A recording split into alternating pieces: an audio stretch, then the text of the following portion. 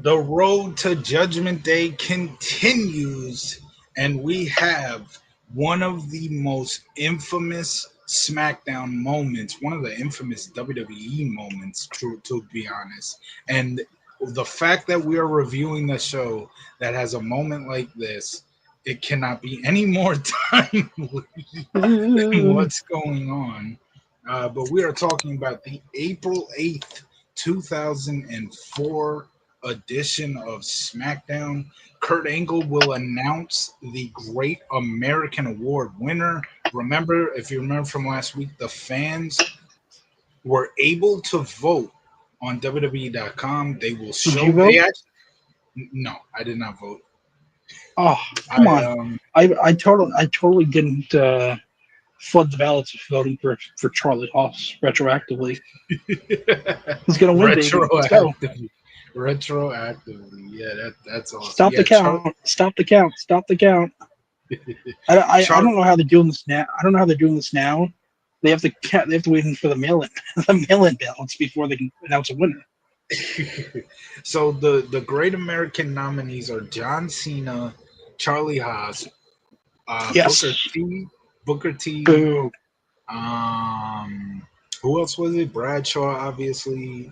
Big Show. Big Show. Big Show, and I think that's it, right? Those are your nominees for the Great American Award. But anyway, Tro, how you doing? It is extreme. It is a bit hot out, as it turns out. It's summer now. It feels like Judgment Day out. It's 90 degrees out right now. Or but it's 87 now. For as hot as it is now, this is officially the start of the week. Yeah. Not just any week. This is the first time that the Islanders will be relevant in about 3 years. The Islanders have been relevant. This whole week will be about us. The Islanders have been relevant for a long, long time. I don't know if you've noticed, but in the ever since Barry Trott's first year, we've only missed the playoffs twice. That's relevant. That is absolutely relevant. Whether you like it or not. No. We missed twice. We missed last year. We missed 1 year. The first year of UBS and last year. We didn't miss any and then Lambert? Yeah, no. The first year at UBS and last year. The only 2 years we missed playoffs since Barry Trotz got here. That's pretty relevant if you ask me. There are teams not recent relevancy. Yes, they've recently made the playoffs. The only time they didn't make the playoffs the last it's been 8 years since we first got Trotz and Lamoriello. It's 8 years they've only missed playoffs twice. That's pretty damn relevant. Yeah, about 8 years. You used Tavares' contract as the measuring stick to find out how long it is, because he signed it. He signed it after the senior It's crazy as hell that he left and then Trotz and technically speaking. Hold on. Yeah.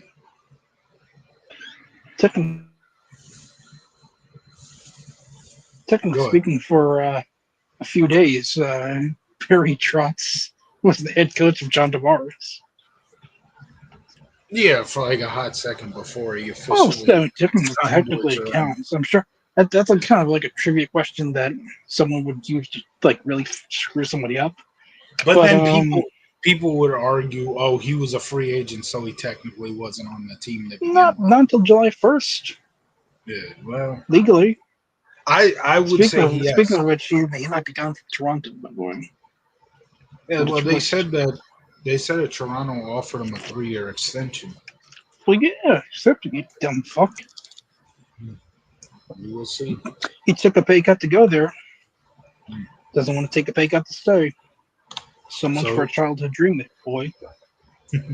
So here we go. The April 8th, 2004 edition of SmackDown. And boy, this episode could not be any more timely. It could be a little bit. It could be a little bit more timely. Yeah, we could have did it last week. That issue isn't exactly the main focus going on in the world right this second. I think I think something might have happened last night Yeah, that might be a little bit more important than what's happening here. yeah. But anyway, so we kick Maybe. off. We kick off the show with a recap of last week's SmackDown, which showed where Angle announces the Great American Award, and he announces the tournament to crown the nominees, and says that the winner, obviously, of the award will get a title shot at Judgment Day. Even though he didn't really say Judgment Day, Could have been at but that WrestleMania. was, I mean, that was really what it was. And then we saw the last segment of the night where Kurt Angle announced that JBL is your fifth and final nominee.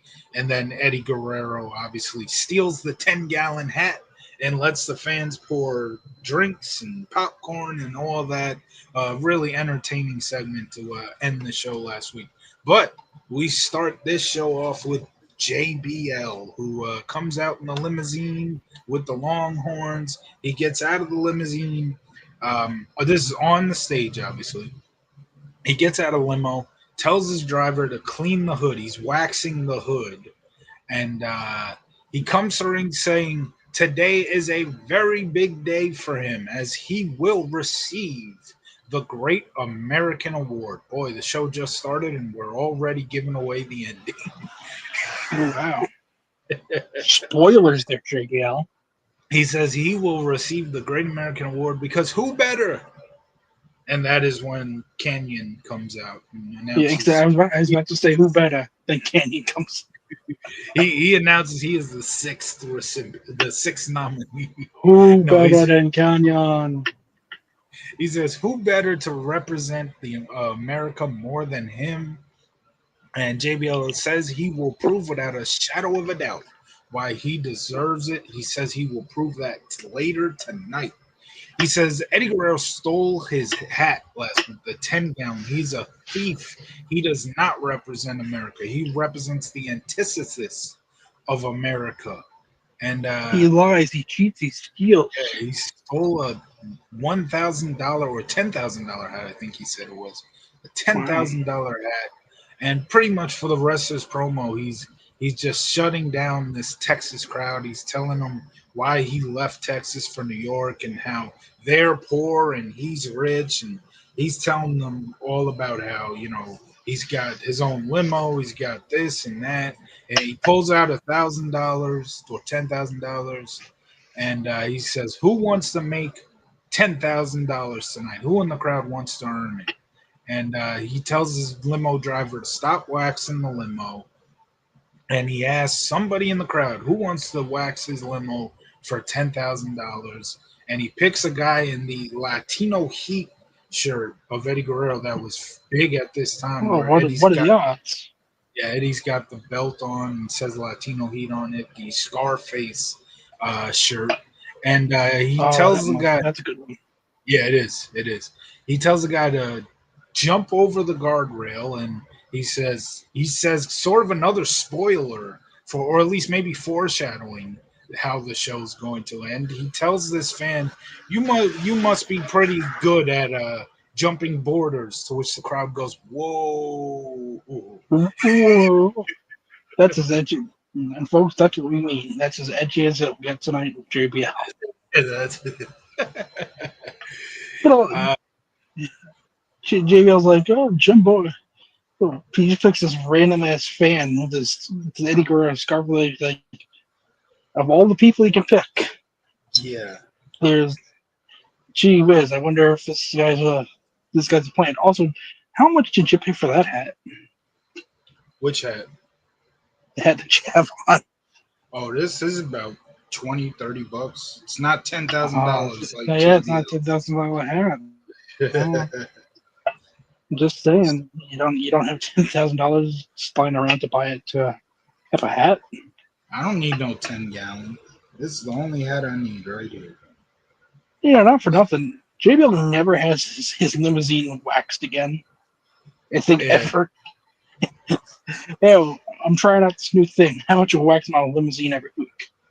I'm just a paid actor. I don't get paid enough for this crap. Yeah.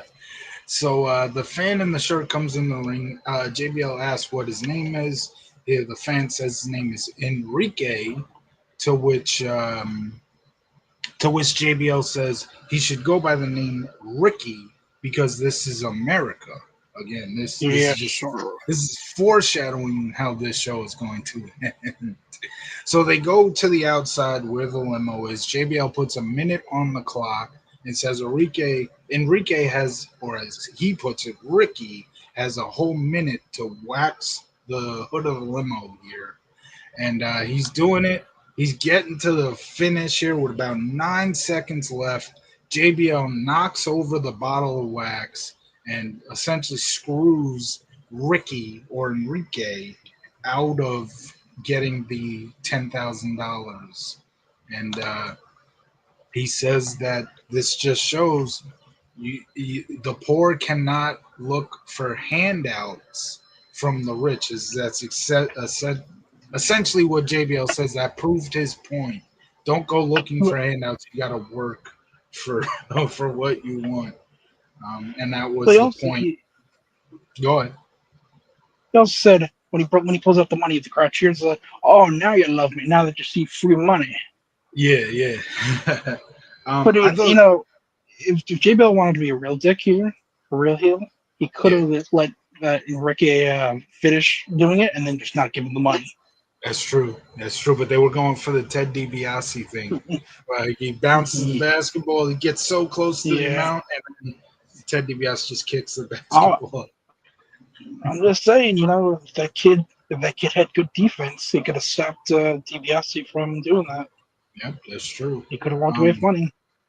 I thought this was a great segment to kick off the show. Again, JBL. Again, yeah, it was a little edgy, and especially you look at recent events here, it's real edgy considering the times, but obviously Those damn Canadians. not recent in 2004, but recent in terms of now. But yeah, I thought it was a great segment. JBL JBL was a great heel, and stuff like this is what makes a great heel. I do want to say, I do whenever I post links to these streams, I tell everybody, give your thoughts on the episode that we're reviewing, and if somebody does give them in the comments, I will read them. We have yet to get comments for this current stream, but if we do, I will read them at the end of the episode. But we had one comment from last week's show that came in shortly after we finished. So I'm going to read that right now. One of my Facebook friends, Jan, he says, Kurt Angle and Eddie was special, man. And yet, yes, it was. And he said he picked that because the thumbnail for the episode that I went with, and we can find it here. Oh, yeah, right there. It's Angle and Eddie face to face with the trophy in the Yeah. background. So he's essentially replying to the thumbnail. But yeah, we'll see if we get any comments on anybody giving their thoughts on this episode, and if we do, I will read them at the end. But anyway, moving on. Oh, your thoughts on the opening segment here? I thought it was good. Um, Yeah. Good way to start off the night. Let everyone know that, hey guys, JBL is going to be the main character for the night. So Right. get used to it. Yeah. Good heel heat. Him try to. This would have been the first time that they were in Texas since he turned heel. So it's like his first time being like, I hate Texas. I hate all of you. You all suck. I love New York. They were in San Antonio, Texas for this episode.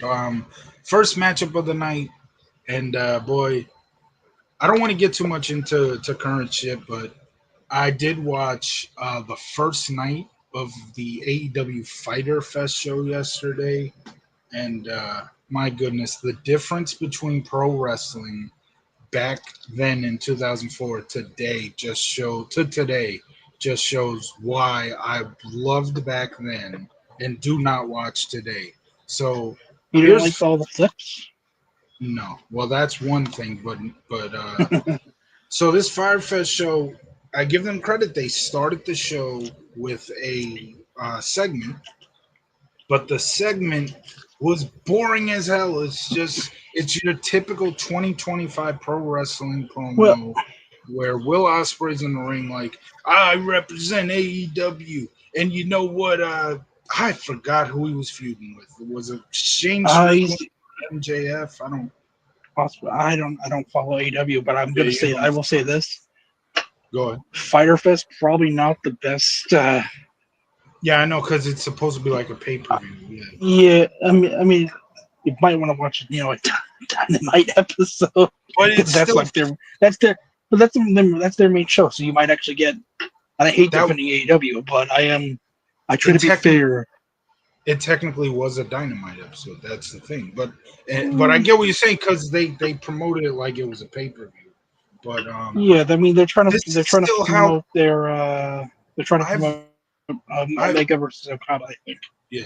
I've watched Dynamite episodes every once in a while. It's always like this. It's not even just for the big pay-per-view type, free pay-per-view type specials. It is always like this.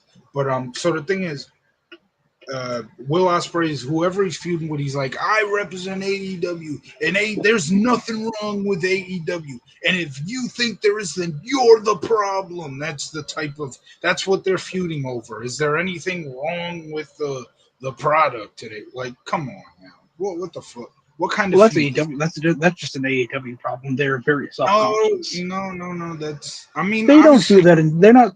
They no. ain't going out in WWE and saying, if you don't like WWE, fuck you. Every time AEW, anything bad happens in AEW, they have some wrestler come out and say, tribalism is evil. AEW is greatest. If you don't agree, then you suck. But also, tribalism is evil and it sucks. Tony Khan is awesome.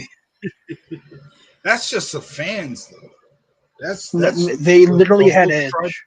They had Edge come Okay, out well, after some kind of controversy with AEW and said, "I love AEW got my professional wrestling love back. If it wasn't for AEW, I wouldn't have loved this professional wrestling as much as I do now. Oh, by the way, my name is now Cope. Fuck you." but it's still somewhat similar. Like that's the type of promo.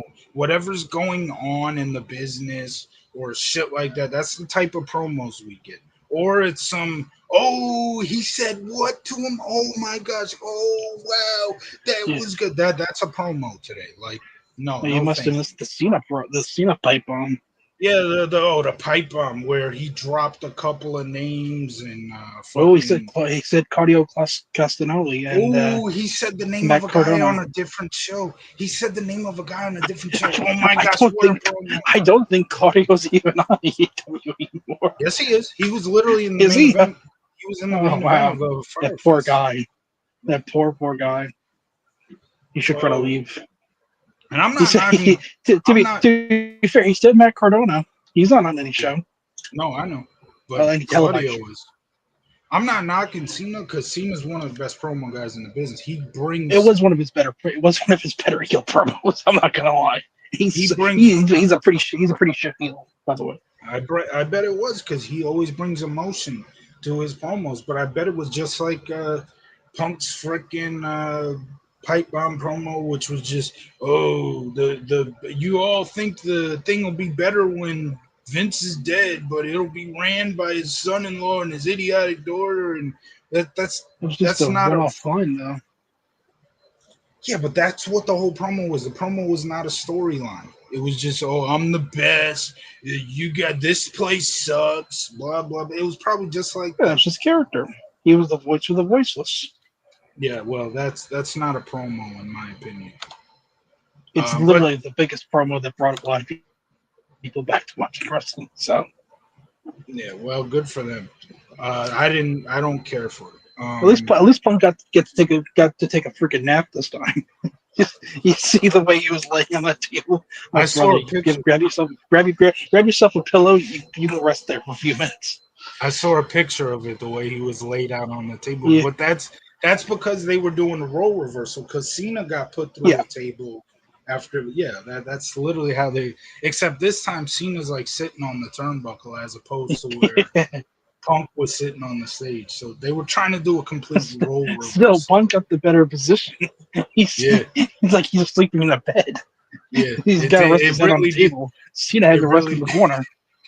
Yeah, it really did look like he was laying on a bed. But what I'm getting to here, the reason why I'm comparing this show to what I watched yesterday, that Fighter Fest show, this first match that we're about to get to, it was about, it was the moment it started, it was done.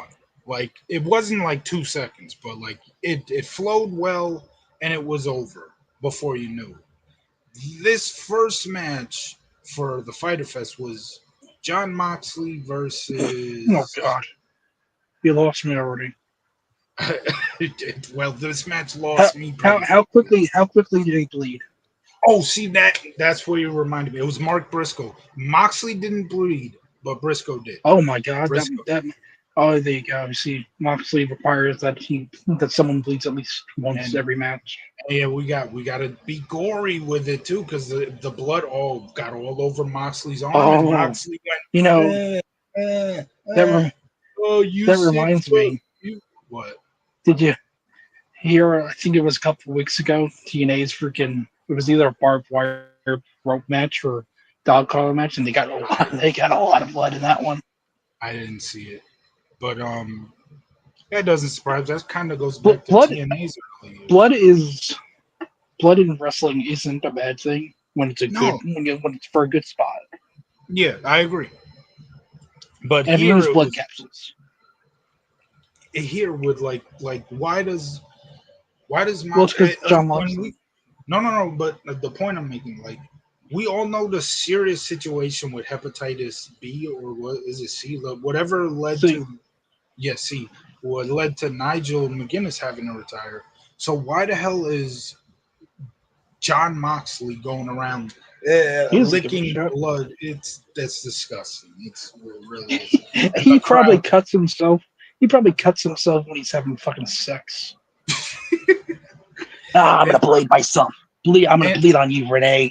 Oh, oh my gosh! And I'm a fan. I've always liked the Briscoe brothers, but and rest in peace to Jay. One of your first episodes was right after it Jay was literally Briscoe my passed. first. Yeah, that's crazy. That was your first episode. But That was my yeah, intro. That was my introduction.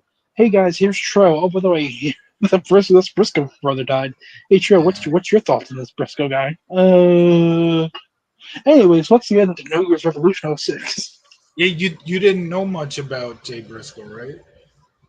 Yeah, Yeah, I so was I like, it's don't. very sad that he died.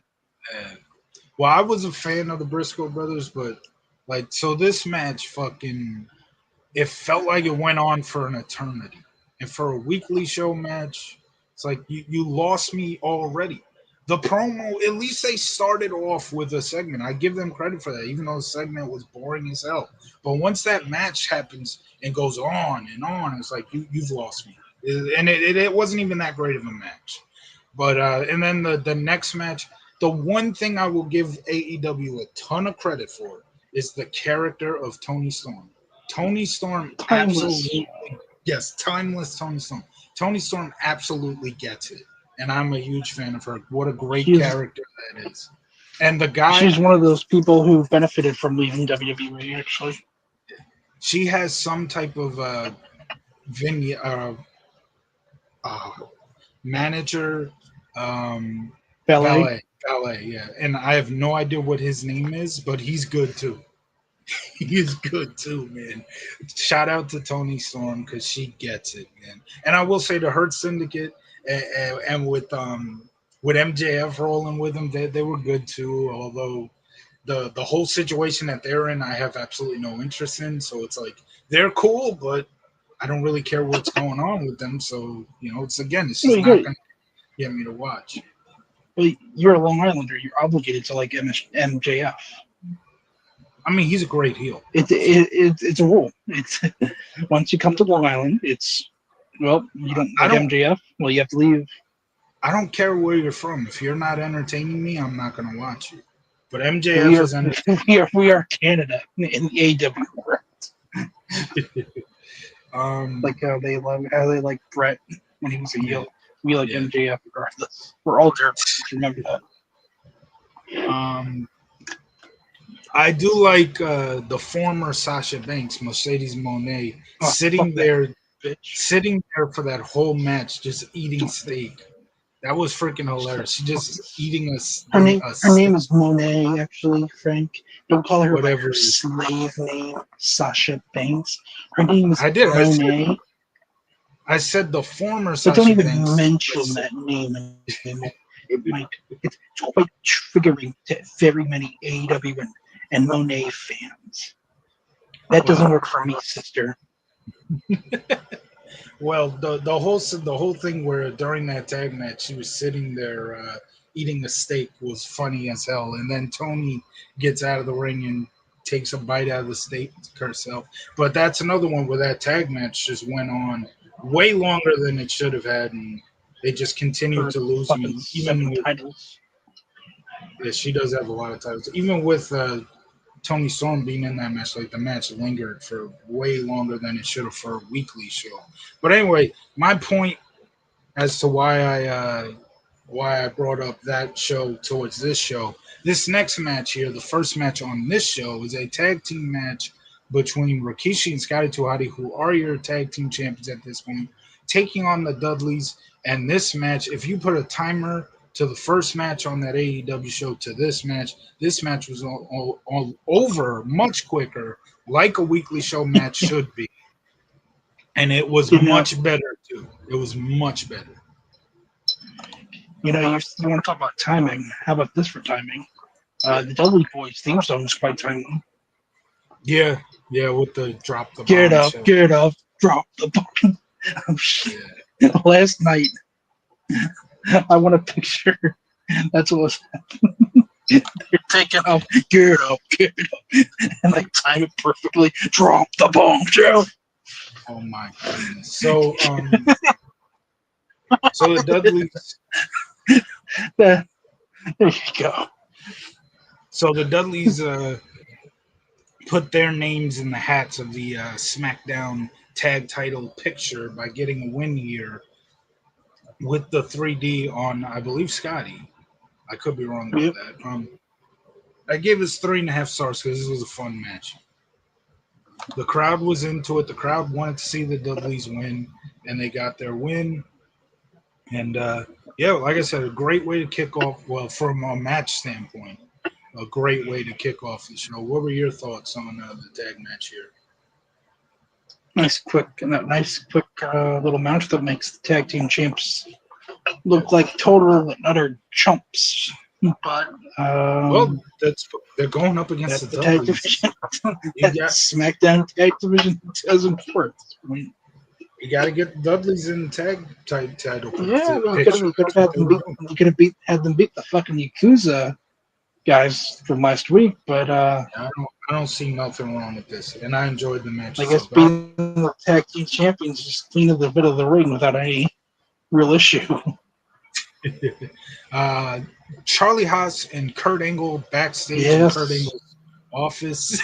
This is Tro's pick for the Great American Award. This whole road too is just turning me into a Charlie Haas fan. Haas says he is way better than Shelton Benjamin, and he's Hell going yeah. to win the award tonight. That's when Kurt Angle brings up, Haas. Shelton beat Triple H last week, and that just made Charlie Haas go nuts. He grabs Kurt Angle. He's like, I need to win this award. I need to win this award. What if Shelton is better than me? What if Shelton is better than me? To which Kurt Angle says, listen, you still have a chance to let me see some. How did he say it? He says Haas still has a chance to sway Angle's opinions in the whole award situation. Charlie Haas says he will do that tonight. Oh, and Angle's saying that because there is a tag match later tonight where Charlie Haas teams with Big Show to take on Booker T and RVD. So Kurt Angle says in the tag match, Charlie Haas will have a chance to sway Kurt Angle's opinions. Haas is like, I'm going to do that, and I'm going to show everybody tonight. And he turns around, he's walking out, he bumps into his tag partner, Big Show, who just so happens to be a nominee himself. And that's when Big Show says to Haas that the only person who is worthy of the award is me, your tag team partner for tonight. Damn. I thought this was a decent little segment here. Haas getting all worried because his tag partner, his former tag partner now, is getting hot on Raw. He beat Triple H. We're going to see him soon in the Raw Rebound beating Triple H again. I mean, it's a spoiler alert, but it's not a spoiler on this show because we're not reviewing the Raw. But, yeah. And Haas just getting all paranoid. And obviously, you got Big Show telling them, "Hey, look, I'm going to be the guy to win this award." What do you think of Angle and Haas here with Big Show coming in at the end? Well, Charlie Haas is just crashing the hell out. He's He freaking was. out. He was. He's panicked. He thinks he's going to be the Genetti of the Yeah. world's greatest tag team. This And was. I'm just saying, only one of them's on AEW, and it's unfortunately not Charlie Haas. This was. Hey, like I said, Charlie Haas is one of the better things going in AEW right now with the Hurt Syndicate. Well, I mean, like that's what Shelton Benjamin. Yeah, but that's what I'm saying. You brought him up, so I say he's one of the good things going. The Hurt Syndicate takes a back seat to. You Tony said Charlie Storm, Haas is one of the best things going on in AEW. Oh, I meant to say Shelton. Everybody. No. You said Charlie Haas. Everybody though. You're right. He is the best thing in AEW. I didn't say the best thing. The best thing is Tony Storm with the timeless gimmick, but Shelton's up there with the Hurt Syndicate. But yeah, Charlie Haas just crashing out on Kurt Angle. And the funny thing is, right after that, we see a glimpse into Charlie Haas's future. I'm sure they did this on purpose, but we get a Rico and Jackie vignette as they are making their SmackDown debuts next week. So get ready for our next review. We will talk about that. And now we have Cruiserweight title, Chavo Guerrero defending against Jamie Noble. And again, going back to this Fighter Fest show, this match here, this Cruiserweight title, the second match on the show, much, much shorter, as a weekly show match should be, than that tag match, which was the second match on Fighter Fest. But anyway, Chavo Guerrero versus Jamie Noble. Look, I am a huge fan of Jamie Noble when he was a cruiserweight on SmackDown back in the day. He was extremely entertaining, as was Chavo Guerrero. They were both great at this time. But and again, go to characters. Jamie Noble had one of the best characters in the business back in 03, and that's why he helped make the cruiserweight division extremely entertaining back then. But this match here, I really wasn't feeling it. Chavo wins it with a roll up while holding the rope, so he retains. 1 star I give this match. But here's the thing about Jamie Noble: as entertaining as he was, when they split him and Nydia then got drafted to Raw, Jamie Noble kind of lost a lot of steam in that cruiserweight division. It kind of feel that here with this match. Crowd just didn't really seem to have all that much direction. It's true. What are your thoughts here on Chavo against Jamie Noble? It's such a random heel versus heel match too. That too, yeah. I just don't get it because this feels like something you haven't lost. This is like the definition of a time killer. Like, oh, we got this cruiserweight title match that we're not even gonna hype up like too much beforehand. This shows how much they care about that title at this point. Yeah. I mean, at this point, the cruiserweight title was dying. I mean, some of that had to do with Jamie Noble. Again, just he lost his character, and they didn't know what to do with him after. Jamie Noble was one of the better cruiserweights out there. And Rey Mysterio was becoming more of a just above the cruiserweights. Obviously, about 2 years later, he would become world champ. But he was really starting to branch out of the cruiserweight title. Now he did have cruiserweight title match against Chavo at Great American Bash, and that kind of reinvigorated the cruiserweight title for a hot second. Yeah. Because every time Rey and Chavo get it, it's always fun. But and obviously Chavo Gregor Hams took that. Yeah. And whenever Chavo with Chavo Classic involved, that was also great. We have Teddy Long backstage, and remember, he's looking for the guy. He's looking for the guy that he's gonna manage. Although not just guy, it could be a tag team, as we've seen these past couple of weeks. And he's walking backstage when he bumps into Shannon Moore, Orlando Jordan, and Spike Dudley. And if you remember, a couple of weeks ago, he bumped into the Dudleys, who were consoling Spike Dudley after he got attacked. And they asked, or excuse me, Teddy Long asked the Dudleys if they were willing to have Teddy Long as a manager. He gave both Dudleys the player cards, and then pretended like he was going to give it to Spike. And then he said, player cards are for players. So, no. So, here in this situation, he gives Orlando Jordan a player card because he says Orlando Jordan's got the looks and he's got the strength and all that. He gives Shannon Moore the player card. I think his reasoning towards giving Shannon Moore a player card was because of his face. He had the facial look. I can't remember, something like that. But like Shannon Moore is literally like on the same side as like Spike Dudley. Made that kind of made no sense. But then he turns to Spike and once again says, "Nope, not for you. Player card, not for you." This is when Spike Dudley is like, "Well, look, listen. I know I'm not the strongest." To which Teddy Long's like, "Yeah." I know I'm not the best looking. Teddy's like, "Yeah," stuff like that. But that's when Spike says, "But I know I can whoop your ass in the ring." Teddy Long's like, "I'm not a wrestler. I'm not about to fight you." And then Spike Dudley essentially just calls Teddy Long a coward, and Teddy Long changes his mind, and they have a match on for later tonight. Uh, that happens later tonight.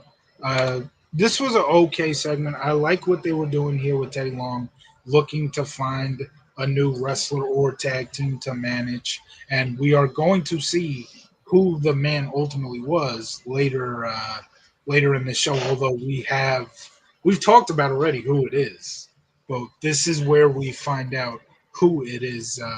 The 2004 version of Lex Luger, if you will. Oh, I wonder who it is. Thoughts on this quick little backstage segment? It was fine. It's a good way to set up the match for later tonight. Yep. And then we have a quick Judgment Day ticket sale promo where I guess tickets were going on sale that Saturday. So they were letting It everybody seems know. awfully late for them to start selling tickets. It does, actually. It really does. But they were, well, then again, this is April 8th. This is the beginning of April. And the pay per view is not until May. So I guess it makes sense. Yeah. It feels like it's late. It feels like it's late because of the brand extension. This is the next SmackDown pay per view, but it's not really. It's not the next pay per view. The next pay per view is Backlash, so that's why it feels like it's late. But now we have the Basham brother, Danny Basham, taking on John Cena. And this was a fun match for. Hang on, you have been shaking for a while. Let me see something. Hold on. Your camera's been shaking a lot in this during this stream. I don't know why. Yeah, you're good now. Um, so this was a decent match for what it was. Cena taking on Danny Basham. Yeah, Danny Basham. And Yeah. And Cena at this point, Cena is over as hell. We know that he's about to become the guy. And one of the cool things about WWE back in the day is when you have mega stars like this, even though Cena isn't that yet, he's becoming it. You could put a mega star like Cena in the ring with anybody, and the crowd's gonna just eat up the match. We covered a Raw, not you and me and Christian covered a Raw in 1999 where The Rock faced Steve Blackman. It was like the best match on the show. The crowd was nuts. It was like it could have been a fucking pay-per-view match. It was that good. Um, and here it's a very similar situation. Danny Basham, Steve Blackman, not exactly guys you think of putting with your best guys, but You can put anybody with your best guys. If they're big enough star, the crowd's going to be interested, and that's what happened here. Cena gets the victory with the FU, and I give this 2.5 stars. It was a decent match. Before the match, they showed Kurt Angle in his office sitting on a desk with a notepad in hand. Remember, Cena is one of the nominees for the Great American Award. And after the match, they show Kurt Angle taking notes and looking very impressed. So, so your thoughts on John Cena versus Danny Basham? I thought it was fine. It's a good preview for what Cena will be doing in February with That's JBL true. and the Bashams. That is true. Well, in February he's going to be facing Angle to determine the Well, yeah, number. but they're like that's when he starts feuding for JBL right after No Way Yeah, Out. right. And now we have Rob Van Dam and Booker T taking on Hold on a minute. Lost some. Skip some here. There's a backstage segment with them. Yes. Oh, see, I jumped over. It was after the Teddy Long segment. I somehow jumped over it. We have Booker T backstage. RVD walks over to him. He says, "Listen, I'm still on your side. I got your back, and we're gonna go win the tag titles." Booker T still he doesn't want nothing of it. He ain't hearing any of this. He still hates SmackDown. He still says he's a Raw guy. But in the end, he's like, if you want to go try to win the tag titles, we can go try to win the tag titles, and that's the end of that. Um, I like the segment. It's very interesting that it took this long for Booker T and RVD to actually interact since moving to SmackDown. But I thought this was a good thing here. You still got Booker T just not wanting to be here. He's so miserable. Yeah. So, what are your thoughts on Booker T here with RVD? Well, maybe Booker T is turning over a new leaf. He might not like it on here on SmackDown, but you know what? He's willing to team up with RVD and go after the tag titles. What a nice guy. There you go. So then that's where I screwed up because after that was the promo for the Judgment Day tickets, then Danny Basham versus John Cena, and now we get to RVD and Booker T taking on Big Show and Charlie Haas. The tag match itself wasn't anything special, but Charlie Haas gets the win. Booker T Yes, he walked out. does. Booker T walked out on RVD, and that's why Peacock says this is where Booker T shows his true colors, even though he was already a Well, heel. But I mean, yeah, he turns on his tag partner, so I guess I understand that. obviously, this is setting up for RVD against Booker T at Judgment Day. You would think. You would think, considering I don't think Booker T's opponent's been on SmackDown for 2 weeks now. Yeah, but we're gonna start seeing. I would think next week, starting next week, I would think we'll start seeing the build up for Booker T's match. Well, They actually, just wanted him to grow out his hair more. I know what happens next week. I know how next week's show ends Yes, because of what's it's going to happen. been traumatized into your mind. Yeah. What happens in the next backstage segment after this match reminded me of how the show ends. But yeah, Haas picked up the scraps because not too long after No, he Booker T didn't. walked out, yes, he did. Big Show chokeslammed RVD and Haas pinned. No one could pin RVD quite like Charlie Haas. If Charlie Haas didn't make that pinfall, who was to say that they would have even won? So now RVD is in Kurt Angle's office. He is pissed. He's just staring down Kurt Angle with vicious anger. And Kurt Angle's like, "What? What are you looking at me for? I didn't know he was gonna do that." He says, "You know what? Next week's main event, you RVD versus Booker T." And that's how I know. Oh, okay. I remember how next week's show ends, and I cannot wait to talk about that. But that's your main event for next week, which we will get to at some point. I will say RVD did a tremendous job of showing emotion in that little backstage segment. I thought he was great there. What are your thoughts on the tag match and then the backstage promo that followed? Well, what an amazing tag match! I was helped by good old Charlie also there, single handedly. I think it's just so kind that Charlie Haas let Big Show get some moves in there and hit the finisher. You see, if Charlie Haas really wanted to, he would have ended the match right away. So Booker T wouldn't even have had an opportunity to have turned on RVD. Yeah. So now we have Rene Dupree versus Orlando Jordan. Dupree gets the win. This is essentially just building up Rene Dupree here. He gets a win over Orlando Jordan. Nothing too special. I gave it 1 star. Your thoughts on Free Orlando cabinet, Jordan? free cabinet Orlando Jordan, by the way. We got Balls. two. We got three of.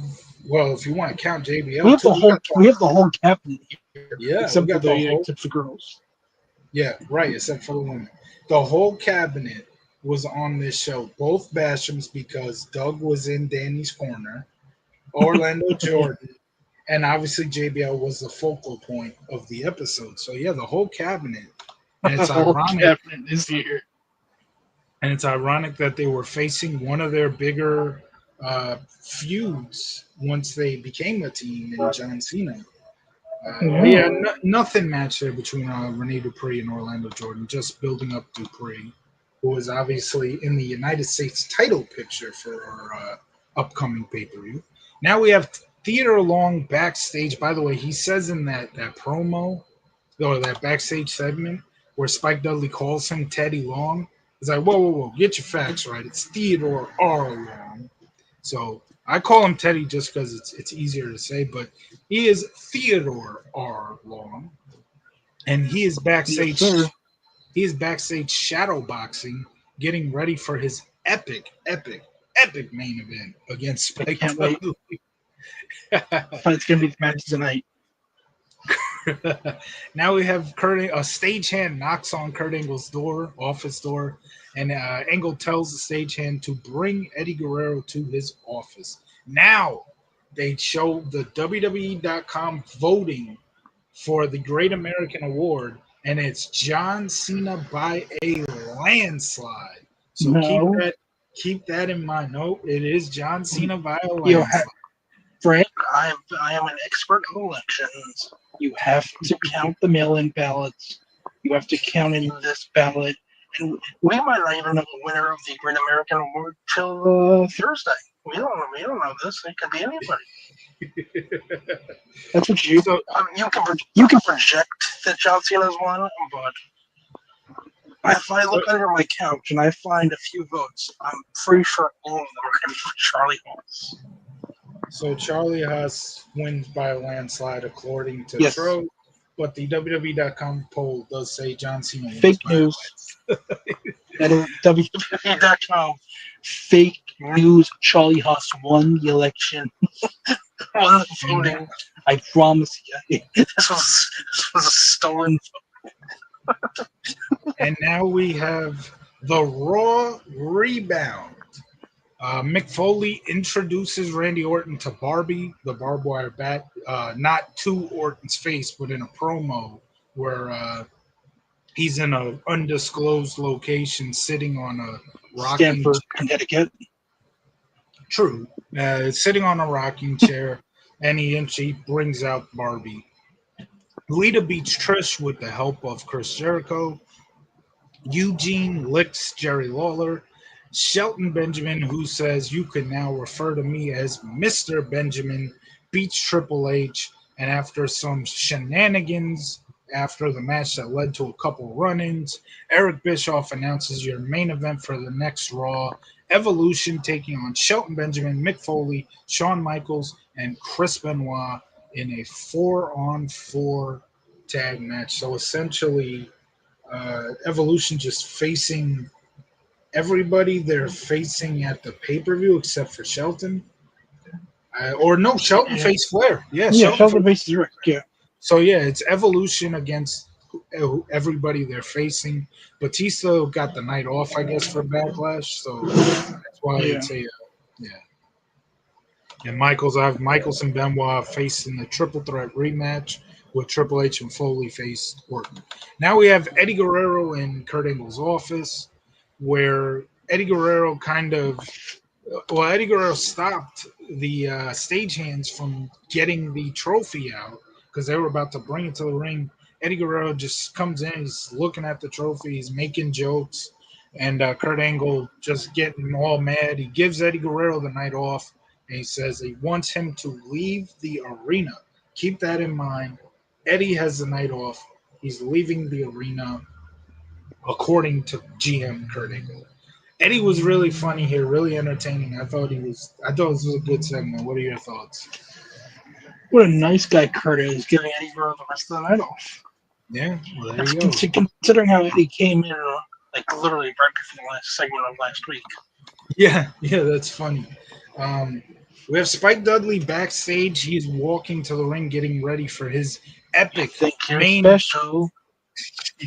his epic main event match with Teddy Long. There's still technically one match, or actually no. This is the last match on the show. Holla. So this is an epic. Holla, holla, holla. I gotta beat your player.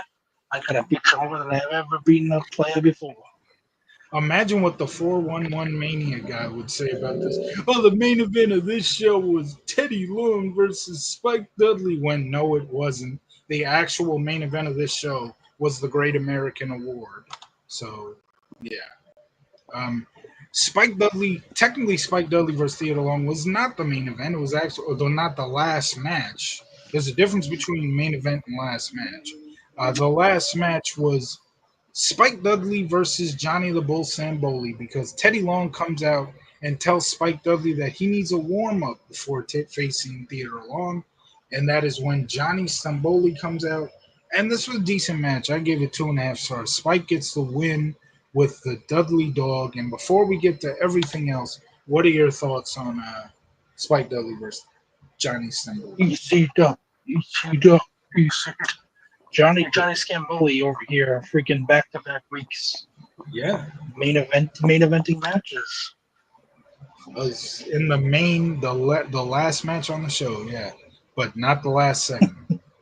Not the real main. He hasn't been in the main event matches this much since he was since the Undertaker feuded with Nunzio and the FBI. Yeah. So then after that, Theodore Long gets in the ring. He's looking like he's ready to get this match going before the reflection of perfection comes down to the ring, attacks Spike Dudley. Theodore Long gets some stomps in. He jumps up on Theodore Long he jumps up on Mark Jindrak and hugs him, and that's it. That's who Theodore Long was looking for all along. He found him. The reflection of perfection. What are your thoughts on Mark Jindrak joining forces in one of the greatest velocity acts of all time? Well, you know, they say evolution is a mystery, and he went from being part of evolution to now being on paper the reflection of. Not only, I mean, they fucking filmed all those segments with it, all the promos with them. They never aired though. But He's still never announced on television as a member of Evolution. Well, they don't want to make it. They don't want to make it. They don't want to disappoint people. Mark Jindrak is every bit a member of Evolution as Yorvi Torrealba was a member of the Mets. It was on paper. It was never official. I will have you know that he is the greatest member of Evolution. But then they realized that him and Randy are getting along too well. So yeah, we need this Randy guy. We need this Randy guy to not be a dick. But unfortunately for them, Randy was still a dick. So let's just plug this Batista guy in there. Not like he'll do anything down the line. And guess what the next segment is? The main event. No. It's literally just everything you just saw again put into one little Yeah. video package. Moments ago, Mark Jindrak joining Theater Long. They show it just after coming back from commercial. And again, I kind of get it. Back in the day, like maybe somebody had to leave the room. This wasn't like DVR was Yeah. a big thing, or rewinding and pausing live TV was a big thing. So I kind of get the whole moments ago thing, but it's so hilarious to see Right. literally the exact same thing they just showed pop up, especially when you're watching without ads, without commercials. But yeah, moments ago, Mark Jindrak joining Theater Alone, and now, and well, my thoughts on Jindrak and Theater Alone joining. I thought it was good for what it was. You know, Theater Long was looking for the guy, and he found it, and they bullied Spike Dudley essentially to get it to join each other. It was okay for what it was. Now we have your main event of the night, Ooh. sponsored by Ice. What? If your drink is not that, if your drink, Um. Did you do that one on purpose? if your drink is too warm, put a little ice in it. Put Dude, make sure your drink's legal. Came here through I love I very love how you legally, or ask. I kick love you out. I love how you ask if I did that on purpose. Do you know what segment this is? There's a I know reason. what seconds is. I didn't. There's a reason why I I didn't said. know. There's a reason why I've been saying this episode could not have been any more timely. Well, it's funny that you bring this up. Well, I think the episode's actually sponsored by the let's see here, the Thunder, who are going to probably win the NBA title. Yes, sir. I told you. They are well in their way of doing that. Yes, sir. I told you. You said the Pacers were gonna beat us. Nope. Well, you also said that the Thunder are at 4, and now They're still gonna win. They're what still gonna happened? win. Yeah, it's still gonna What, win. what, That's what all that happened? matters. Yeah, I mean, now I hope the Rockets enjoy Kevin Durant. It's so Um, ironic that he, Kevin Durant gets traded on the day the Thunder win the finals. That's hilarious. yeah, but everyone Um, ends up pretty happy there. so Kurt Angle comes out for the main event here. He brings out all the nominees for the Great American Award, and he says he let the fans vote all week long on WWE.com, and he's got to say the votes were a landslide for one man, the Doctor of Thugonomics, John Cena. Therefore, the winner Boo. is. Therefore, the winner is.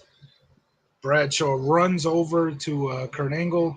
He says, "Tonight I told the fans that I was going to show them why I'm a great American, and I'm going to do that right now.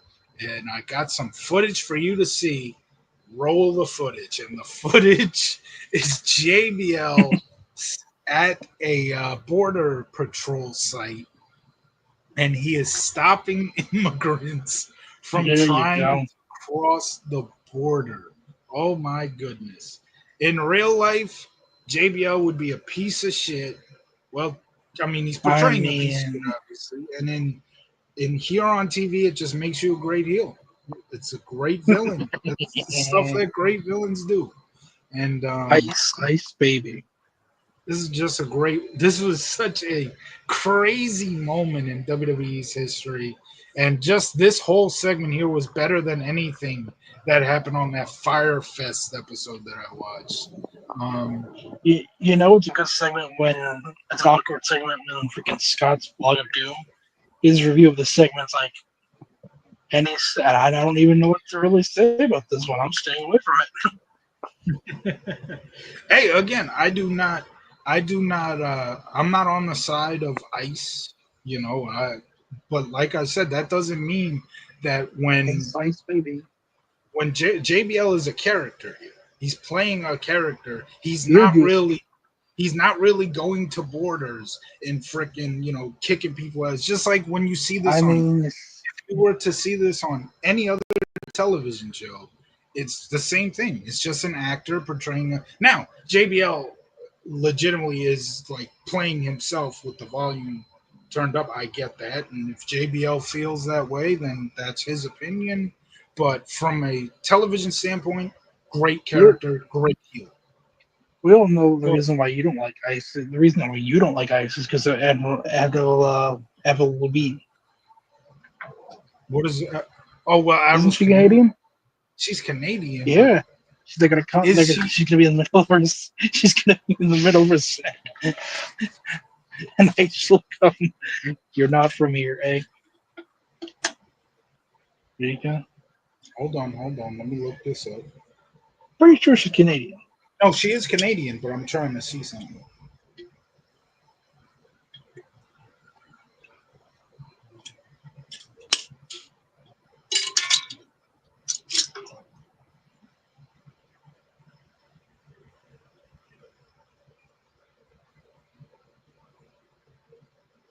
Oh yeah, yeah.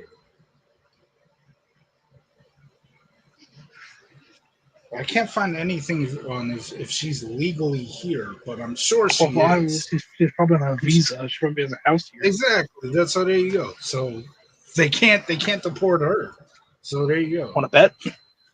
Yeah, well, I put money on that. Yeah. Um, I'm just saying. If you hear someone else say do that, Frank, sorry, buddy, you're going to you'll be taking a trip down to Canada, hey, up to Canada. if they deport Avril to Canada, I will go to Canada with her. I'm saying that right now. We will put that on Yeah, live. you go to Toronto. You can't be a Pierce fan, where you have to become a CFL fan. So they show the footage. JBL chasing immigrants back to the other side of the No, border. they're not immigrants, Frank. They're illegals. And that is when, well, technically they're not illegal. They're on the other side of the border, so they're technically not illegal. They're This on is the right side. JBL's planet. See, even my cat agrees. Your cat sides with ICE. She's tired of all these illegal cats crossing her territory. They took my litter. They took They her took my litter. mind. She thinks that she's such an apex predator. She's never killed a single thing. So after the video package shows Kurt Angle's looking extremely impressed, he looks dead at John Cena and says the winner of the the award is John. John Cena puts his arms up. Kurt Angle turns So around to JBL and says, Bradshaw Layfield. now, JBL, go ahead. here's my thing: like, is Cena would have Kurt legitimately had just given it to Cena if JBL had done what he did? We'll never know. I doubt it. Well, there. You see, like that's what I find interesting. It's like, would he just give it to JBL anyways? But or would he even like, you know what? I'm going to honor the fan vote this time. Well, I think that in character, Kurt Angle knew going in that JBL Yeah, had maybe. that, and they wanted to show it and give a reason why JBL won the award. Yeah. That's like the deep lore stuff. I'm always curious. I'm always curious. I'm like, what if he given it to him anyway? So this whole time, the award is behind a blanket, like it was Ooh, I on can't wait to the, see it. or it's not behind, it's under a blanket, like it was in Yeah. the opening segment of last week's show. So Kurt Angle presents the award to JBL here, where he pulls the blanket up, and we see a shitty-looking Dollar Tree type trophy with Eddie Guerrero's picture laying under it, and essentially Eddie Guerrero stole the trophy. So Oh, JBL is demanding that Eddie Guerrero come out and give the trophy back. Kurt Angle says, I know I told you you were banned. Well, not banned, but I told you to leave. I know you're still here. Get back here or else I'm going to strip you of the title. So Eddie comes out with the award on the hood of his lowrider. Big day for hoods. We started the show with JBL making his limo driver wax the hood of his limo, and then he got a fan out to finish the job on the hood. And now Eddie Guerrero comes out on his lowrider with the Great American Award trophy on the hood of his lowrider. Angle tells Eddie Guerrero to bring back the award before Angle strips Eddie Guerrero of the WWE title. But instead of doing that, Eddie Guerrero brings the trophy into the ring. He starts to talk and he's leaning on the trophy, to which crack the wing, one of the wings on the eagle that's on top of the trophy breaks. Eddie No. Guerrero Eddie Guerrero says, "Calm down. Eagles can fly with one wing," which I'm pretty sure they can't, but okay. Eddie then swings the trophy into JBL's midsection. Kurt Angle hightails it out of the ring. JBL, after getting hit with the trophy, hightails it out of the ring. Eddie Guerrero jumps out, grabs a steel chair, which steel chairs are going to become a big part of this feud late Yes. at the end of this portion of it, at least. And then the end of the second portion of it as well, because obviously Eddie Guerrero's got to get his chair shot back in, which he will at Great American Bash. But Eddie grabs a chair and essentially just mashes the trophy with the chair over and over again and completely That, destroying it. that Go ahead. trophy had a family, damn it. And that is how we go off the air. Eddie Guerrero, for the second week in a row, gets the last laugh. But this show will always, always be remembered for what JBL did. And I'm not talking about making his limo driver wax the hood of his limo, or even the fan waxing the hood of the limo. This show will always be remembered for Border Patrol Bradshaw. When Kurt's saying, "Oh well, an eagle can fly with one wing," he should have been like, "I mean, I won a gold medal with a broken freaking neck, so I'm sure an eagle can fly with one wing." Yeah, but Eddie Guerrero said that, not Kurt Angle. Right. So Eddie Guerrero Well, could have Kurt, been like, yeah, you want to go to gold medal with a broken freaking neck.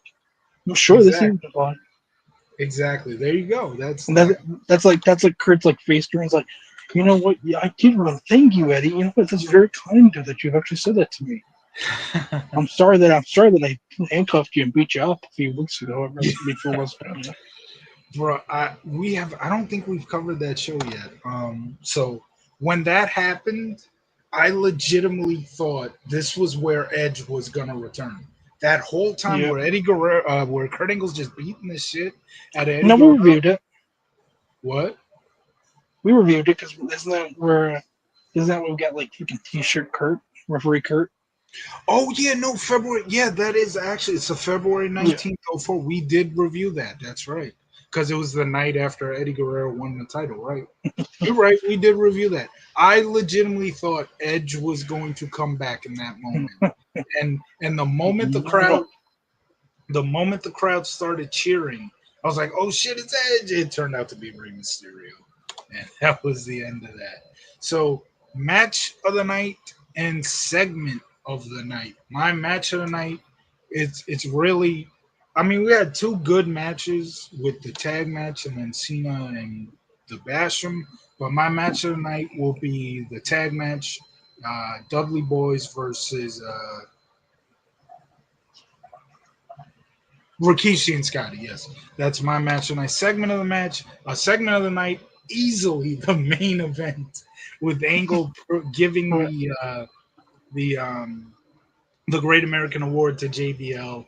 JBL with the Border Patrol shit, and then Eddie Guerrero getting the revenge by destroying the trophy. So match of the night and segment of the night for you, Tree. Well, match of the night is easy. Probably the easiest match of the night we'll give out for a while. I'm obviously going with Big Show with his partner, Charlie Haas, versus RVD and Booker T. Charlie Haas is kind of like Shohei Ohtani. He lets other people show off. Hang on. He's perfect in every way. It's other people. The main event is the second of the night. Yeah, I agree with that. Just do a little update there. There we go. This episode couldn't be more timely. Yes. No. Yours. Look at Oh. yours. I didn't even know you could edit my fucking name.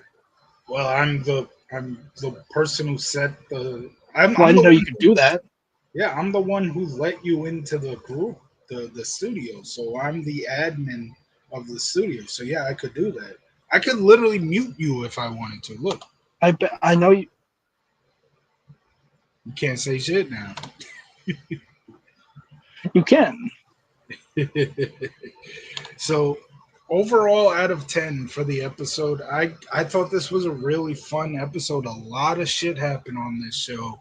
We got let's see, we got the opener with JBL being a great his version of Ted DiBiase. Solid tag match with Rikishi and Scotty.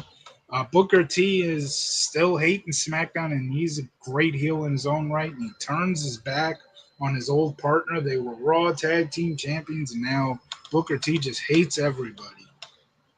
And then obviously the whole stuff with JBL at the end of the show, and Eddie Guerrero destroying the trophy and all that. Those are all great. I give us an 8 out of 10. What are your thoughts, Tro? Out of 10 overall rating. Out of 10, I will give this a 7. Okay, so we're back. Very good. Very good. We're back. We're back to me rating the show higher after the one rare episode last week where you had a higher rating than me.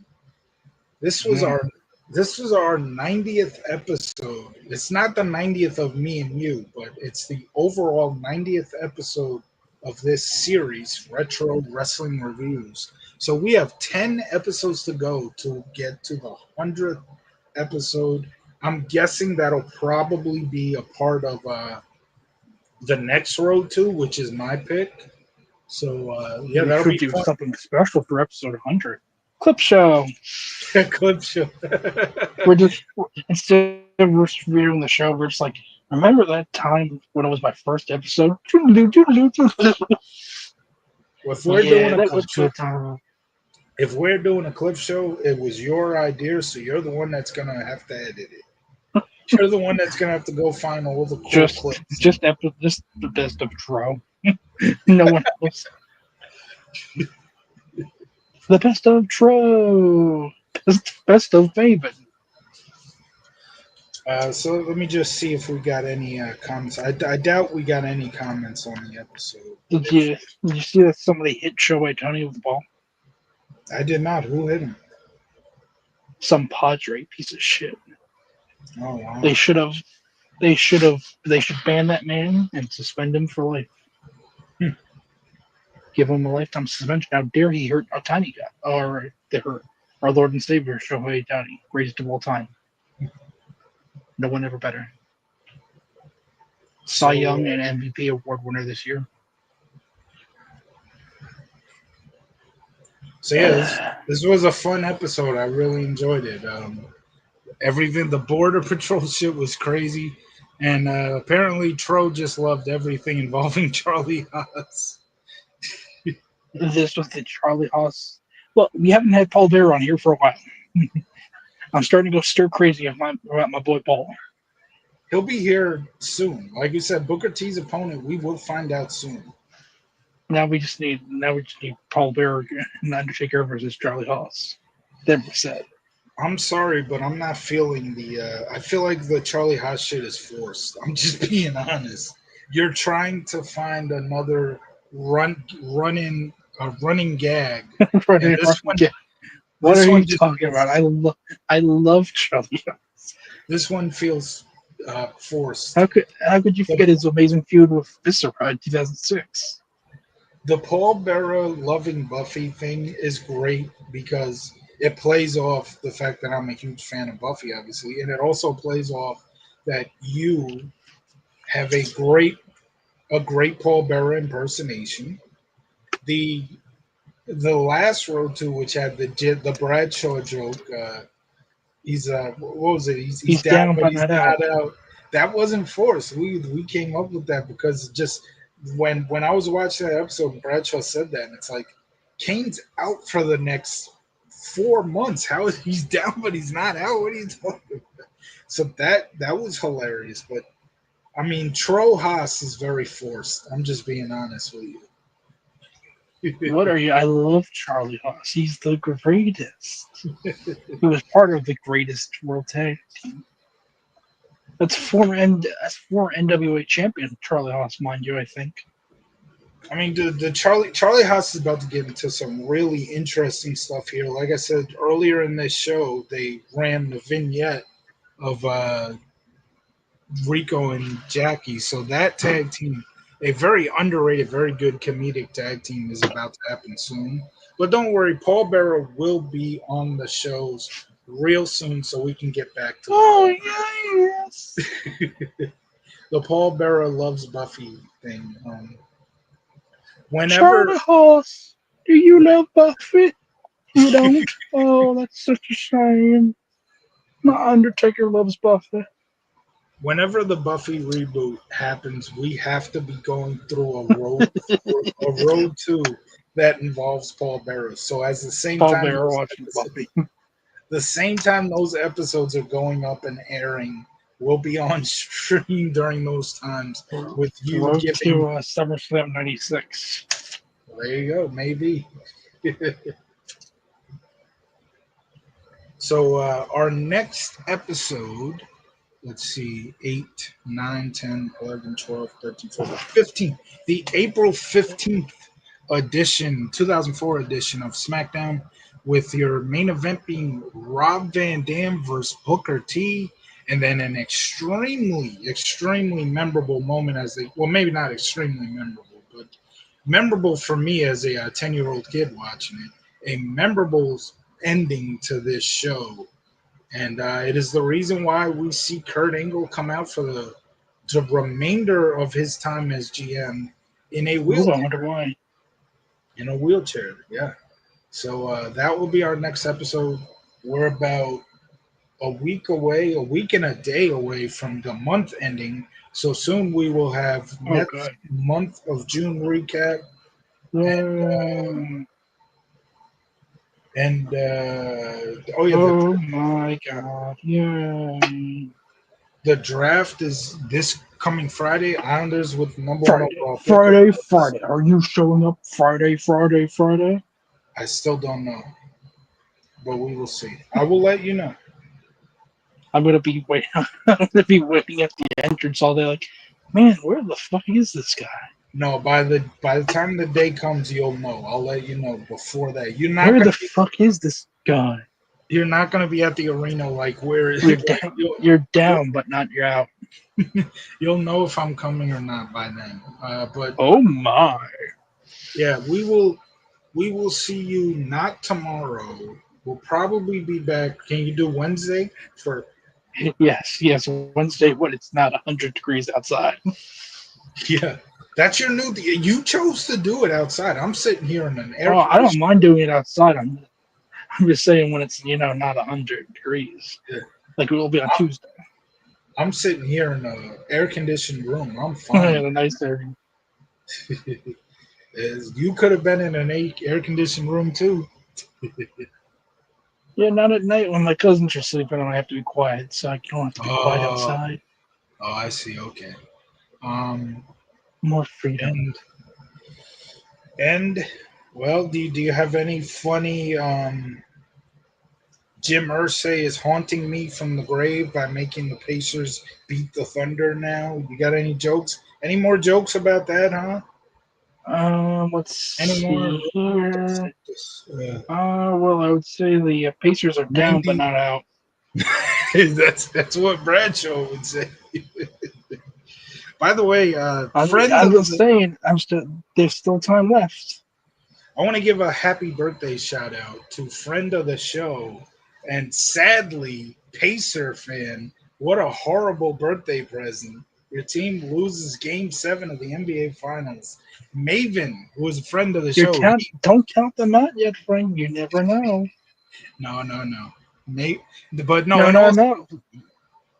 in all serious, in all seriousness, happy birthday shout out to our boy Maven. He was with us for the Hey Mets. guys, Maven here. Not that Maven. He was That's with his us catchphrase, for by the way. well, the Maven you're talking about, yeah, but not the Maven I'm talking Yeah. about. He was with us for the Mets Hey guys, NL. Maven here. I'm a big Reds fan now. He was with us for the Mets NLDS recap. Pretty sure it was that one, right? Yeah, the Philly one. Yeah, Yeah, he was with us for that recap. Um, he already knows what um, our next road to is. So he may be a part of it, maybe an episode here or there. I told him because he said he's Mhm. very interested to talk about WWE from that year, the year that in question. So I said, look, if you want to come in and do an episode, you can, but we'll see what happens with that. Once we get closer to it, I'll hit him up and be like, here's the shows. Which one do you want to do? Spoiler alert: it is a Raw and SmackDown presented pay per view, so there's going to Which be a means lot of shows. Yeah, there's we going to will be a lot. obviously be doing Survivor Series 2011. No, no, Damn. no.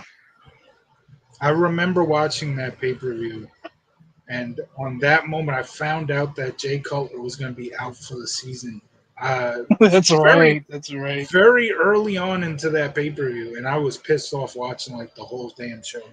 The whole show, I was pissed, and I See, enjoyed the pay per view, but I enjoyed it pissed off. CM Punk wins the title. Everyone's celebrating. Frank's there like, mm. Frank, be happy. Alberto Del Rio lost. Mm. Look, Frank, it's The Rock. It's The Rock and John Cena. They're teaming up. Mm. Freaking Antoine Cason, man, he picked off a pass late in that game. The game was pretty much over, and Cutler tried to tackle him. He freaking jammed his thumb into the grass, and that was the end of Cutler's season. And well, for the good 20 to 30 minutes after that game, we was very happy because they won, and there was no like, oh shit, Cutler got hurt on that play. Not that I remember. The first time I heard he was out for the season was like a good 30, maybe an hour after the game, and it was literally early into that pay per view, and so I watched that whole Survivor Series 2011 just absolutely pissed off. We were 7-3 and we finished the season 8-8. Yeah. Caleb Haney almost saved our asses in the NFC title game. He couldn't do it the very next season when he had to take over and actually play week after week. He did pretty damn good playing a couple of quarters in the NFC title game, but he didn't. He couldn't help us. He couldn't help us Well, playing week after week. well, my phone is getting hot and it is getting late. Yeah, so we will see you on Wednesday when we review the April 15th, 2004 episode of SmackDown. We'll see you then.